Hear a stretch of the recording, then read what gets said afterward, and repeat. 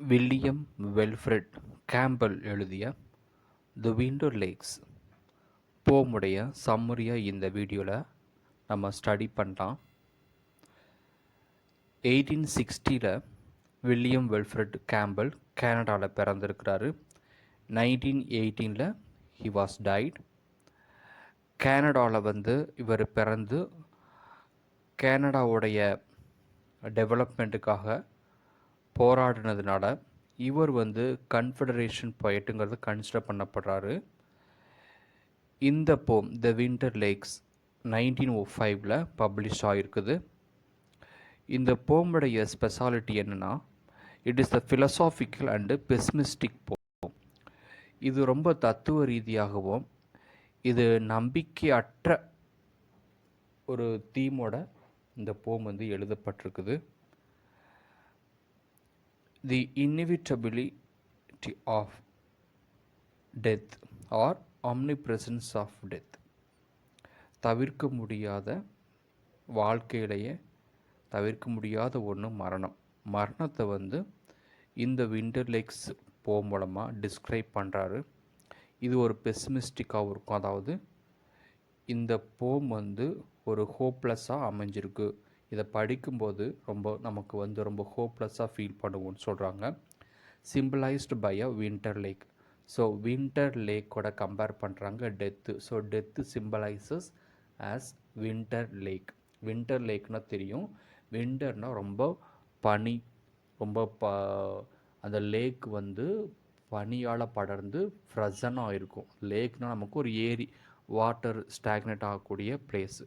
அது வின்டர் லேக்காக இருந்தால் எப்படி இருக்கும், பனி கவர் பண்ணி எப்படி இருக்கும் அப்படின்னு. ஏன்னா வின்டர் நமக்கு ரொம்ப பிடிக்கும், ரொம்ப கோல்டாக இருக்கும். வின்டர் நம்ம இதை எந்த ஒர்க்குமே பண்ண முடியாது, ஒரு வெறுப்பு தன்மையாக இருக்கும். So the lake's dull atmosphere reflects the absence of joy and life. So அப்படிப்பட்ட வின்டர் லேக்கில் நம்ம எப்பவுமே சந்தோஷமாகவும் மகிழ்ச்சியாகவும் வாழ முடியாது. அந்த மாதிரி தான் death. With dark rocks resembling death and ghost like shores threatening human existence. அங்கே ரொம்ப டார்க்கு கலரில் ராக்ஸ், பாறைகளாக இருக்கும். அது டெத்தை ரெஃபர் பண்ணுது. டெத்து டெத்தோட கலர் பிளாக்குங்கிறதுனால இந்த ராக்கு பிளாக்காக இருக்குன்னு சொல்கிறாங்க. அண்டு கோஸ்ட் லைக் ஷோர்ஸ், அங்குள்ள ஷோர்ஸ் ரொம்ப கருப்பாக இருக்கும். ஏன்னா வின்டருங்கிறதுனால அப்படியே வின்டரோட நீங்கள் வின்டர் லேக்கு தூரத்துலேருந்து பார்க்கும்போது பிளாக் ஷேடோவாக காணப்படும். இப்படி சொல்கிறாங்க. இதெல்லாம் மனிதர்களுக்கு ஆபத்தை கொண்டு வரும். மனிதர்கள் அங்கே வசிக்க முடியாது, அந்த மாதிரியான ஏரி பக்கத்தில் வசிக்க முடியாது. அந்த மாதிரி தான் மகிழ்ச்சி இல்லாமல், ஹாப்பினஸ் இல்லாமல் இருக்க முடியாதுன்னு சொல்கிறாங்க.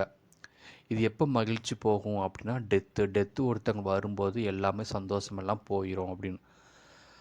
Campbell argues that sadness or depression can lead to an irreversible loss of life. ஒருத்தவங்களுக்கு சேட்னஸ் இருக்கும், டிப்ரெஸ் இருக்கணும். இந்த டிப்ரெஷனும் சேட்னஸும் ஒருத்தவங்களுக்கு இருந்தால் அவங்களுக்கு கண்டிப்பாக அவங்க மரணத்தை தழுவுவாங்க. சந்தோஷமே வாழ்க்கையில் இருக்காது.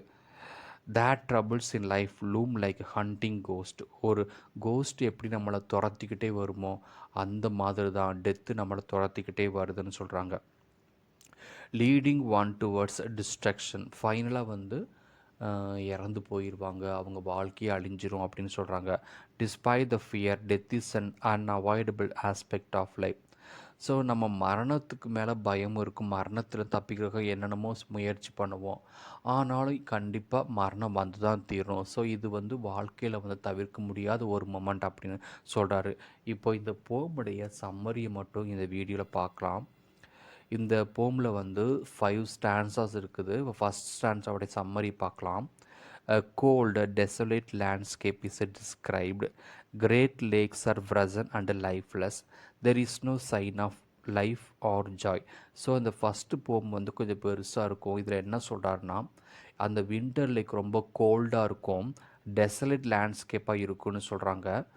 இப்போ கோல்டு ஒரு உணர்வு இல்லாதது சொல்லலாம். கோல்டு சமயத்தில் உணர்வுகள் எதுவுமே இருக்காத மாதிரி சொல்கிறாங்க. ஸோ மனித வாழ்க்கை வந்து உணர்வு இல்லாமல் இருக்கும். எப்போனா மரணம் வரும்போது எந்த உணர்வுகளும் இருக்காது, டெசலேட்டாக இருக்கும், நம்பிக்கையற்ற வாழ்க்கை அமைஞ்சிருக்கும். அந்த மாதிரி தான் இந்த விண்டர் லேக்கும் இருக்குன்னு சொல்கிறாரு. Great lakes are frozen and lifeless.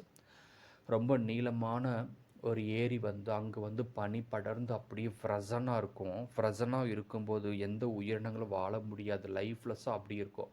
அந்த விண்டர் லேக் வந்து எங்கேயும் மூவ் ஆகுது, அப்படி ஒரு இடத்துல அப்படியே உறைஞ்சு போய் நிற்கும். ஒரு உயிரற்ற ஒருத்தர் வந்து ஒரு இடத்துல அப்படியே செத்து கிடப்பார். அந்த மாதிரி தான் இந்த லேக் அப்படியே உறைஞ்சு போய் கிடக்குது.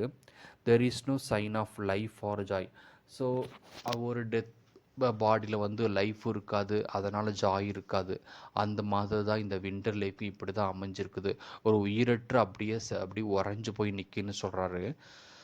செகண்ட் ஸ்டான்ஸால் என்ன சொல்கிறாருன்னா, the land is described as dark and gloomy. அந்த லேண்டு, அந்த விண்டர் லேக் அமைஞ்சிருக்கக்கூடிய லேண்டு பார்த்தீங்கன்னா ரொம்ப டார்க்காக இருக்குது, க்ளூமியாக இருக்குது, ரொம்ப டல் கலரில் காணப்படுதுன்னு சொல்கிறாங்க. The only sounds R the harsh winds and waves. So அந்த விண்டர் லேக் பக்கத்தில் என்ன சவுண்ட் இருக்குன்னா, இந்த விண்டரால் காணப்படுகின்ற காற்று ரொம்ப பயங்கரமாக குளிர்ந்த காற்றாக அடிக்கும், அது நம்ம உடம்புக்கு ஒத்து ஆகுது. அதே மாதிரி வேவ்ஸ் அப்படி தான், வேவ்ஸ் ரொம்ப வேவ்ஸ் வராது, பட் வந்தால் ரொம்ப கடினமாக இருக்கும். அந்த வேவ்ஸை பார்க்க அழகாக இருக்காதுன்னு சொல்கிறாங்க. The atmosphere is one of despair and loneliness. So அப்படி இருக்கும்போது ஒவ்வொருத்தவங்களும் வந்து தனிமையாக ஃபீல் பண்ணுவாங்க. அதாவது விண்டர் லேக்கில் விண்டர் ஒருத்தவங்களுக்கு அந்த பனி உணரும்போது இன்னொருத்தவங்களுக்கு பனி இருக்கும். அதை வந்து யார்கிட்ட என்ன பண்ண முடியாதுன்னா ஷேர் பண்ண முடியாது. அவங்களுக்கு கஷ்டத்தை அவங்க தான் அனுபவிக்க முடியும். அந்த இடத்துல அவங்க தனிமையாக தான் உணர முடியும் அப்படின்னு சொல்கிறாங்க. ஸோ அந்த இடத்துல வந்து நம்பிக்கை இழந்து காணப்படுவோம் நம்ம எல்லாம். யாருமே இன்னொருத்தவங்க உதவி செய்ய முடியாத அளவுக்கு நம்பிக்கை இழந்து காணப்படாத டிஸ்பயர்னு சொல்கிறாரு. ஸ்டான்ஸ் ஆஃப் 3ல என்ன சொல்கிறாருன்னா, the land is compared to a ghost or spectre. இப்போ அங்கே இருக்கிற லேண்டை எப்படி சொல்கிறாருன்னா, கோஸ்ட் மாதிரி இருக்குது, ஒரு ஒரு உருவம் மாதிரி, ஒரு ஒரு உயிர் இல்லாத உருவம் மாதிரி அந்த காணப்படுது. அந்த இடத்துல அந்த லேக் அமைஞ்சிருக்குன்னு சொல்கிறாங்க. It is a place of death and eternal winter. So இது வந்து டெத்தை கம்பேர் பண்ணுது. டெத்து இதே மாதிரி தான் இருக்கும், லைஃப்லெஸ்ஸாக இருக்கும், யாருக்குமே பிடிக்காது. டெத்து அவங்கவுங்களுக்கு வரும்போது தான் அவங்களுக்கு தெரியும். டெத்து வந்ததுக்கப்புறம் அவங்க கிளம்பிடுவாங்க, மற்றவங்க யாருமே அவங்களுக்கு உதவி செய்ய முடியாதுன்னு சொல்கிறாங்க. அந்த மாதிரி விண்டர் லேக்கில் இருக்கும்போது விண்டரோட அந்த பனியோட தாக்கத்தினால அவங்க உடம்பு வந்து பாதிக்கப்படும். யாராலும் அதை ஷேர் பண்ண முடியாது, ஹெல்ப் பண்ண மாட்டாங்க. எட்டர்னல் விண்டர், அந்த விண்டர் லேக் எப்போவுமே வந்து விண்டர் போக மற்ற சீசன் சம்மரோ ஸ்ப்ரிங் சீசன் எதுவுமே வராது. விண்டரில் மட்டும் தான் காணப்படும்னு சொல்கிறாங்க. Those who enter this place never return. அதாவது மரணத்தை சொல்கிறாரு. மரணத்தை யாரும் தழுவிட்டானா திரும்ப வரமாட்டாங்க, நிரந்தரமாக மரணத்தை நோக்கி போயிடுவாங்க. அந்த மாதிரி விண்டர் லேக்கும் அப்படி தான் சொல்கிறாங்க. ஸ்டான்ஸ் ஆஃப் 4 என்ன சொல்கிறாருன்னா, the vastness and loneliness of the lake are emphasised. So இந்த இடத்துல அந்த லேக்கோட தனிமை, லேக் எவ்வளோ பெரிய அமைஞ்சிருக்குது அது சொல்கிறாரு. அதை வந்து இதில் வந்து எம்ஃபசைஸ் பண்ணுறாரு. எதோடனா டெத்தோட இது பண்ணுறாரு. டெத்து வந்து எல்லாருக்கும் வரும், டெத்து அவ்வளோ பெரிய ஒரு கான்செப்ட்டு. இது வந்து டெத்து ஒருத்தவங்க வரும் தனியாக தான் கூட்டு போகும், தனியாக தான் நம்ம மரணிக்கணும், கூட்டமாக நம்ம என்ன பண்ண முடியாது, போக முடியாது. அவங்கவுங்களுக்கு மரணம் வந்து அவங்க தனியாக போய்க்கணும், அந்த மாதிரி தான் சொல்கிறாரு. There are mysterious and frightening elements இந்த லேண்ட்ஸ்கேப்ஸ். இந்த லேண்ட்ஸ்கேப் ரொம்ப ப்ரசனாக இருக்குது, அது வந்து ரொம்ப மிஸ்டீரியஸாக இருக்குது. அந்த விண்டர் லேக்குடைய தன்மையை புரிஞ்சிக்க முடியாது, எது வேணாலும் நடக்கும். அந்த மாதிரி தான் மரணமும், மரணத்தை யாராலுமே கணிக்க முடியாதுன்னு சொல்கிறாங்க. ஸ்டான்ஸ் ஆஃப் 5 என்ன சொல்கிறாருன்னா, hidden secluded bays are described. So அந்த லேக் அமைஞ்சிருக்கக்கூடிய பகுதிகள் ரொம்ப மோசமாக இருக்கும், இருண்டு கிடக்கும், யாராலுமே அதோடைய முடிவுகளை கண்டுபிடிக்க முடியாது. இது எங்கே ஸ்டார்ட் ஆகுது, எவ்வளோ தூரம் இருக்குது, எவ்வளோ ஆழம் இருக்குதுன்னு யாரும் கண்டுபிடிக்க முடியாது.